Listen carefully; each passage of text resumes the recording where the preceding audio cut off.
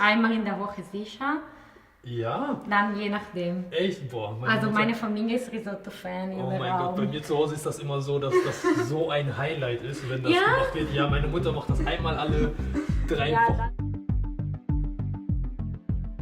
Hi Leute und willkommen zu einer neuen Folge Melting Pot. Heute kochen wir wieder. Ich bin ohne Sven vor der Kamera und heute gibt es was Leckeres aus Italien und dazu habe ich Laura eingeladen. Hi Laura. Hallo zusammen, ich bin Laura und ich komme aus Italien, aus Brescia, in der Nähe von Gardasee. Ja Laura, wir haben ja auf diesem Kanal eine Tradition. Du bringst ja ein Geschenk mit, der Gast bringt immer ein Geschenk mit, was ihr übrigens zu Hause gewinnen könnt, wenn ihr das Gericht nachkocht und mit dem Hashtag MeltingPot an uns schickt, dann suchen wir uns halt das beste Bild raus und der Gewinner kann das Gastgeschenk gewinnen.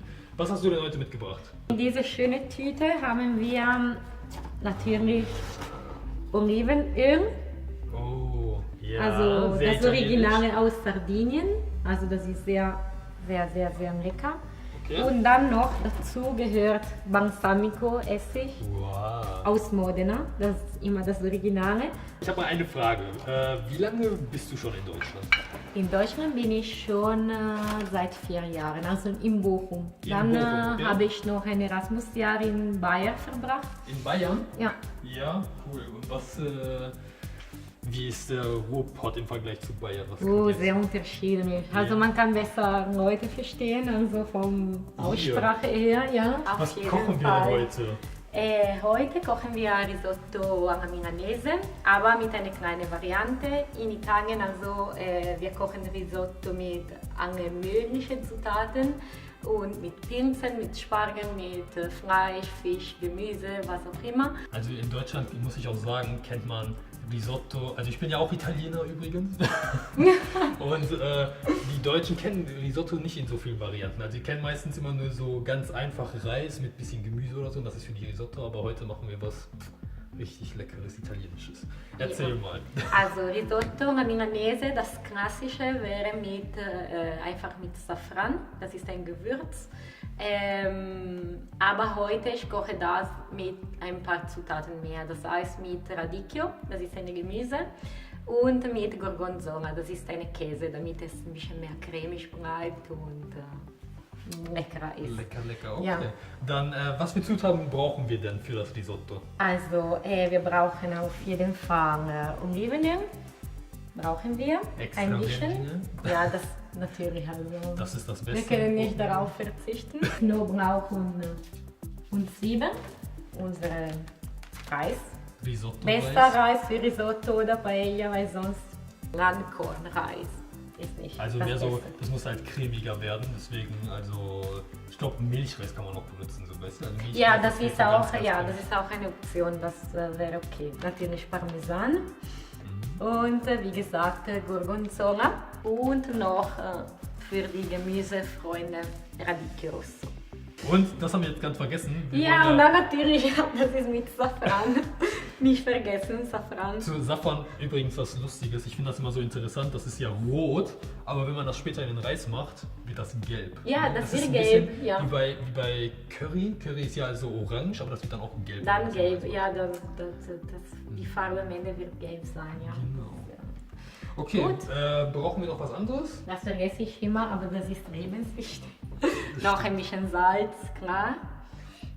Und die Brühe, weil um Risotto zu vorbereiten, man muss langsam Brühe immer in den Topf dazu. Okay, was sind denn die einzelnen Schritte? Also wie gehen wir jetzt vor, wenn wir Risotto machen wollen? Was machen wir am besten? Erstmal, es ist immer besser, also einen kleinen Topf zu nehmen und die Brühe zu vorbereiten. Dann, ich empfehle, mit den Zwiebeln anzufangen, das klein zu schneiden und dann Knoblauch. Das sollte man nicht schneiden, sondern nur ein kleines Stück nehmen. Ganz wichtig, eine Knoblauchzehe. Ja, genau. Das muss ich nie wieder sagen. Also einfach reinmachen und dann später rausnehmen. Ja, und später rausnehmen, weil es ist auch nur wirklich, um ein bisschen Geschmack zu geben, nichts weiter. Und dann, okay, man nimmt einen Topf, ein bisschen Olivenöl und dann Zwiebeln und Knoblauch gehen direkt drin. Ja. Okay, was ist dann der nächste Schritt? Der nächste Schritt wäre direkt das Reis in den Topf und dann nochmals ein bisschen mischen mit Zwiebeln und Knoblauch, damit der wirklich das Geschmack nimmt. Und ich empfehle auch für Weinliebhaber noch einen Tropfen Wein in dem Topf und noch mehr das Geschmack zu geben. Wenn nach 3 Minuten, sagen wir mal, man kann anfangen, die Brühe hinzufügen. Und langsam. Und dann man merkt, wie Risotto jetzt diese Brühe saugt und dann langsam noch ein bisschen Brühe und das Ganze dauert ungefähr 20 Minuten, bevor es wirklich... Bevor der richtig weich Ja. ist. Okay. Und ich hatte vergessen, auch mit Zwiebeln und Knoblauch. Ich habe gesagt, ich wollte jetzt unsere Radicchio Rosso. Ach, stimmt. Und am Anfang das gleiche wie beim Zwiebeln, das sehr klein schneiden Genau. und im Öl direkt. Also so in so Streifen Ja. schneiden einfach und dann mit in Das ist Öl immer mit auch ein Zwiebeln bisschen, und so. das hat ein bitteres Geschmack, deswegen also ich Ja. empfehle das nicht zu viel, aber das ist auf jeden Fall lecker. Okay, also jetzt haben wir dann quasi den Risotto schon gemacht, wenn der fertig ist. Also was macht die ganzen Zutaten macht man beim Risotto ja dann immer nach und nach rein. Ne? Also man Ja, macht ja nicht so, genau. dass man erst Risotto fertig macht, dann die Käse reinschneidet oder so, sondern man macht ja alles nach und nach langsam, Ja. dass es alles schön cremig wird. Und in unserem Fall, wir haben gesagt, Risotto wird mit Safran sein. Stimmt, genau. Und deswegen also direkt in dem Topf der Brühe, man kann das direkt einfügen. Genau, also einfach unterrühren. Und dann die Brühe wird sofort gelblich und den Reis auch später. Okay, gut, dann nachdem wir den Safran reingemacht haben, du hast jetzt gesagt, heute machen wir das mit Gorgonzola. Mit oder mit Gorgonzola, das Parmesan. ist auch einmal, dass der Reis fertig ist.